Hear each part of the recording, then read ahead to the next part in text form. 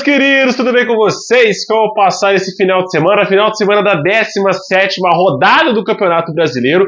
Rodada que movimentou bastante a tabela. Tivemos movimentação no G4, movimentação na liderança do Campeonato Brasileiro. Então se inscreve no canal para você não perder nada do que de melhor acontece no futebol brasileiro. Entre contratações, campeonatos, jogos, sempre obviamente analisando os 20 clubes da Série A. Queria eu poder conversar sobre todos os clubes desse Brasilzão nosso, mas infelizmente só posso conversar com vocês sobre os 20 clubes da Série A, o que já demanda muito tempo do meu dia. Mas vamos conversar hoje sobre a 17ª rodada do Campeonato Brasileiro, que começou no sábado, terminou no domingo, mas no sabadão ela começou com um jogo muito bom entre Botafogo e Corinthians. Um jogo que foi muito movimentado, com gol no primeiro tempo, gol na reta final do Corinthians. Terminou empatado, é verdade, 1-1, e o resultado foi ruim para as duas equipes. Pior um pouco para o Botafogo, que era o mandante, jogava em casa, tinha ali o fator torcida a seu favor, mas não conseguiu colocar isso em campo e acabou sofrendo um gol no finalzinho com o Memphis Depay. O Arthur Cabral foi quem fez o gol do Botafogo, como eu falei, o Depay fez o gol de empate do Corinthians. O Botafogo foi muito melhor na primeira etapa, conseguindo criar, conseguindo ter chances, mas foi amassado pelo Corinthians na reta final. Então, sai desse jogo, eu acho o corintiano preocupado pelo primeiro tempo que o time fez, bem abaixo do esperado, e o botafoguense sai preocupado pelo segundo tempo que o time dele fez, muito abaixo também do esperado e do que fez no primeiro tempo. Em Mirassol também tínhamos um jogo que foi de emoções no primeiro tempo, O Mirassol saiu na frente aos 6 minutos com o Edson Carioca e tomou um empate aos 13 com Baralhas. Muito louco isso, E foi isso o jogo, Na minha opinião, o Mirassol perdeu pontos muito importantes dentro de casa. É uma equipe que teve um adversário direto agora, querendo ou não, você fala de Mirassol e Vitória, você pensa numa zona de rebaixamento. Obviamente o Mirassol está no momento melhor, com mais pontos, mas eventualmente essas duas equipes ainda vão estar disputando o mesmo campeonato. Então é importante o Mirassol ter vencido o Vitória dentro de casa, porque o retorno lá no Barradão vai ser porreta pro Mirassol. No sábado também tivemos a boa vitória do Fortaleza em cima do Bragantino por 3-1. Daverson, Kusevich e Luca Prior fizeram os gols do Leão do Pici, e o Isidro Pita descontou para o Bragantino ainda no primeiro tempo. Ele fez o 1 do 2-1 no placar, mas aí o Fortaleza ampliou novamente a vantagem no comecinho do segundo tempo.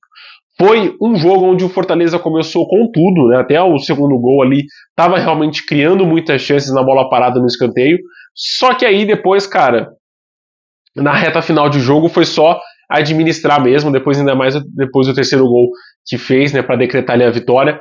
Foi uma das piores partidas que eu vi do Bragantino nesse Campeonato Brasileiro, completamente desconectado, não estava na partida. Foi uma partida muito ruim mesmo do Massa Bruta no Castelão. Me surpreendeu negativamente essa partida do Bragantino lá no Ceará. Eu achava que poderia ter desempenhado melhor, até enfrentando uma equipe que estava passando por uma nebulosa, uma tempestade aí, que era o Fortaleza, mas acabou derrotado por 3-1.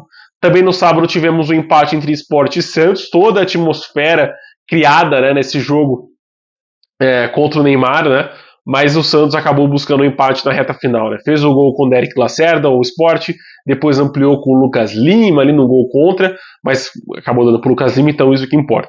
E aí o Santos empatou 9 minutinhos depois, já fez o 2-1 com o Gabriel Bontempo, e aí ele quase perto dos acréscimos 45 do segundo tempo com o João Basso, faz o gol de empate.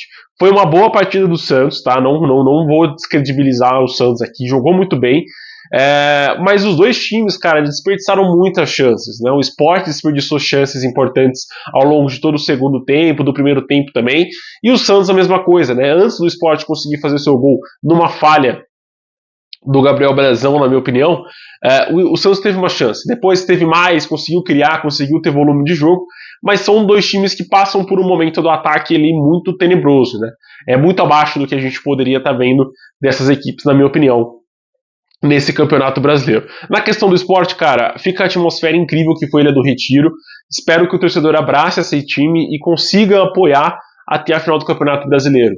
Vai ser importante. É o diferencial do Sport em relação aos outros clubes. O Sport consegue propiciar uma atmosfera muito bacana na Ilha do Retiro e, é a chance do Sport de vencer. Fora de casa vai ficar realmente muito difícil e o time já vai fazendo uma campanha histórica, negativamente falando, mas, pode ser pior ou pode ser melhor ter uma reação, dependendo de como o torcedor vai abraçar esse time do esporte, que precisa, cara, precisa ser abraçado nesse momento, porque é o pior orçamento que a gente tem de clubes da Série A, questão administrativa também não é das melhores, então falta o torcedor do esporte entender isso e não ir no CT cobrar jogador e sim apoiar dentro do estádio para que eles possam fazer o melhor e também ajudar na renda, né, por o esporte, sem sombra de dúvidas. No sábado também o Palmeiras venceu o Grêmio por 1-0, golaço do Facundo Torres aos 3 minutos do primeiro tempo. Todo mundo fez gol logo no comecinho, né? Mas o Grêmio não conseguiu empate, muito por conta das defesas que o Everton fez ainda no primeiro tempo. E também o Palmeiras foi levando no banho-maria esse jogo, né? Nem meu, nem seu, não ataca, você não ataca. Foi um jogo bem morninho ali, pelo que a gente estava vendo dos confrontos do sábado, né? Sempre eletrizantes. Todos os times do sábado marcaram gols, né? Deixa eu confirmar só. Isso mesmo, o jogo foi 1-1, 3-1, 2-2 e o Grêmio só que não marcou diante do Palmeiras no Allianz Parque. Boa vitória do Palmeiras também em casa para de novo conseguir conquistar essa questão de fortaleza que o Allianz Parque precisa ter, né? Pensando num clube que vai brigar por títulos, por exemplo, o Palmeiras não pode passar 8 jogos aí sem conseguir vencer dentro de casa. É importante ter essa retomada para até realmente brigar por títulos pelo título do Campeonato Brasileiro, que é o campeonato mais longo. Mas consegue essa boa vitória em cima do Grêmio. O Grêmio não jogou tão bem também, não buscou assim o gol, não teve grandes chances na etapa final. Foi um jogo mesmo à la banho-maria entre Palmeiras e Grêmio. No domingo também tivemos jogos importantíssimos. Impressionante, deixa eu confirmar isso. Apenas 3 times não marcaram, né? Grêmio, Juventude e Atlético Mineiro. O Atlético por conta do Rony, mas a gente já chega lá. O São Paulo venceu o Fluminense às 4 horas da tarde por 3-1. Arboleda, Ferreira e Tapia fizeram os gols do soberano. E Samuel Xavier descontou para o São Paulo também quando estava 2-1 no placar. O Samuel Xavier acabou fazendo o gol. Bom jogo do São Paulo, para mim dominou facilmente assim o Fluminense. Só fico com uma questãozinha, cara. O gol do Ferreirinha para mim foi regular. Tá? Eu acho que ele estava assim em posição de impedimento e deveria ter sido anulado, né? Mas o VAR, como a gente sabe, é uma tecnologia mal utilizada no futebol brasileiro. Não é porque é ruim, mas é uma tecnologia mal utilizada pelos técnicos, né? Pelos árbitros que a gente vê no nosso futebol. Enfim, foi validado, o Fluminense também não criou tanto, assim, até conseguiu o gol de empate, e conseguiria o gol de empate com o Samuel Xavier, mas era um time que teve muita dificuldade para criar. Foi a chance do Samuel Xavier e só em todo o jogo do Fluminense. Depois o Tapia nos acréscimos acabou fazendo 3-1 ali para não ter muita discussão, mas ficou essa questão ali desse gol do Fluminense, gol do São Paulo, perdão, que eu acho que deveria ter sido anulado, mas foi validado. Em breve o Neto vai estar vestindo um tanguinho aí na rede aberta na Band. Vitória histórica do Ceará em cima do Cruzeiro por 2-1, de virada. E é aquilo que a gente tá falando, né, cara? Eu falo muito do Cruzeiro, que faz 2 gols muito rápido e ao longo da partida acaba caindo bastante o ritmo. Seja por físico, seja por questão de rodagem de elenco, jogadores um pouco mais velhos, é normal. Tá? E quando o Cruzeiro não consegue fazer esses 2 gols rápidos, ou quando sai atrás do placar, o time não consegue reagir tão bem. Né? E foi assim que aconteceu nessa partida contra o Ceará. Fez o gol no comecinho, com falha do goleiro do Ceará, criou bastante ali, até o gol de empate do Ceará criou muito, isso tem que ser dito. Desperdiçou inúmeras oportunidades, sofreu o gol de empate do Galeano, a primeira grande chance que o Ceará teve na partida. Depois, no segundo tempo, começou criando um pouquinho, acaba levando o segundo gol, depois tenta ali uma retomada da pressão, mas já está muito lento. Essa, na minha opinião, foi a partida mais fraca do setor ofensivo do Cruzeiro. Criou muito pouco pelo que se esperava e pelo aquilo que o Ceará oferecia para o Cruzeiro. O Ceará é um time que oferece espaços e o Cruzeiro não conseguiu explorar, acabou derrotado, acabou perdendo também a liderança do Campeonato Brasileiro. Era, acho que, tempo, porque os times iriam, né, pegar as rodadas que estavam faltando e as pontuações ali eram de realmente passar o Cruzeiro uma hora ou outra. Mas é uma briga que eu acho que vai ficar entre os 3. Palmeiras, Cruzeiro e Flamengo devem disputar o Campeonato Brasileiro até o final, ponto a ponto. Não acho que nenhum vai disparar na liderança, ficar 9 pontos, 10 pontos de vantagem. Não é esse perfil que esse Campeonato Brasileiro vem se desenhando. Enfim, o Galeano fez os 2 gols do Ceará, uma baita vitória do Ceará no Mineirão. No domingo também tínhamos outra polêmica no confronto entre Internacional e Vasco, confronto que ficou em 1-1. O Vasco saiu na frente com o Ryan, nesse que poderia ter sido o maior jogo do Vasco na temporada. jogou muito bem, até o gol do Ryan, criou 3 oportunidades excelentes em seguida, até fazer o gol com o atacante do Vasco. Depois, obviamente, recuou um pouco mais, chamou o Inter para o seu campo de ataque, e isso é normal, né? Normal eu esperava isso do Vasco, por exemplo. E o Inter desequilibrado, né? Desestruturado, não conseguia criar tantas chances assim, e acabou, né? Que o Inter conseguiu fazer o gol nos acréscimos do segundo tempo, depois da expulsão do Léo Jardim. Seguinte, sobre a expulsão, acho corretíssima. Acho que a gente tem que ter punições como essa para mostrar que o futebol brasileiro não é brincadeira, o futebol sul-americano não é brincadeira. Cera tem que ser sim punida, seja com cartão amarelo ou vermelho, no caso que ele tomou o segundo cartão amarelo e foi expulso.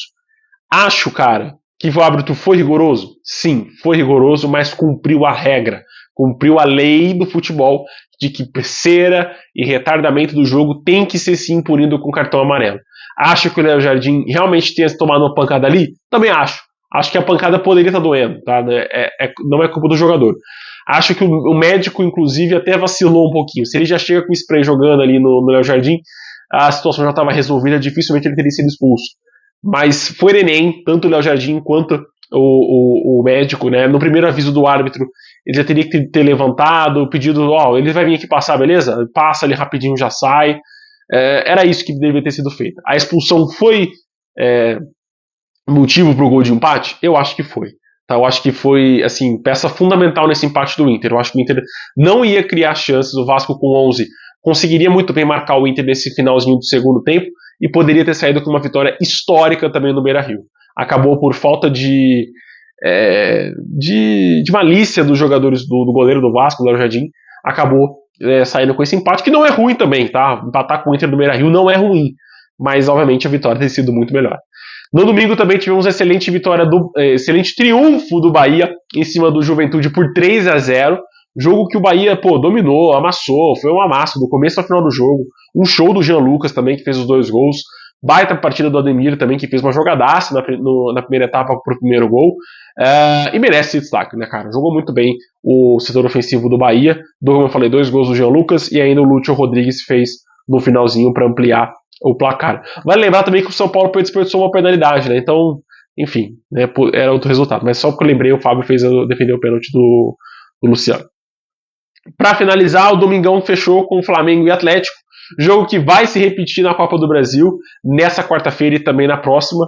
Então tomou ali requintes de, não crueldade, mas de competitividade. Vai se criando um clima tenso entre essas duas equipes. O Flamengo venceu no Campeonato Brasileiro com o gol do Léo Ortiz no meio do segundo tempo, mas se fosse o Rony ter feito aquele gol, a história poderia ter sido outra. Não acho que o Atlético ganharia do Flamengo no Maracanã, até pela atmosfera que o Flamengo proporciona no Maracanã, de pressão, de empurrar o tempo todo. Mas eu acho que o Atlético perdeu uma boa oportunidade de tentar se segurar e sair com uma boa vitória fora de casa em cima do Flamengo. Ficou esse 1-0, eu acho até que ficou pouco, porque o Flamengo foi o dono da partida, teve mais chances de ampliar e assume a liderança do Campeonato Brasileiro. Então vai disputar agora a fase eliminatória da Copa do Brasil, líder do Campeonato Brasileiro e com alguns pontinhos de vantagem. Vai poder poupar, por exemplo, no próximo final de semana, para aí, quem sabe, ter que correr atrás do resultado na próxima semana na Copa do Brasil. Vamos ver, enfim, se o Felipe Luiz vai querer competir a Copa do Brasil ou não. Mas é isso, meus queridos. Se inscreve no canal, dá essa força aí. Vamos bater aí 400 inscritos até o final do ano, cara. A gente já chegou nos 300. Até 400 eu acredito em vocês. Fechou? Forte abraço, com Deus, até o próximo vídeo. Tchau, tchau.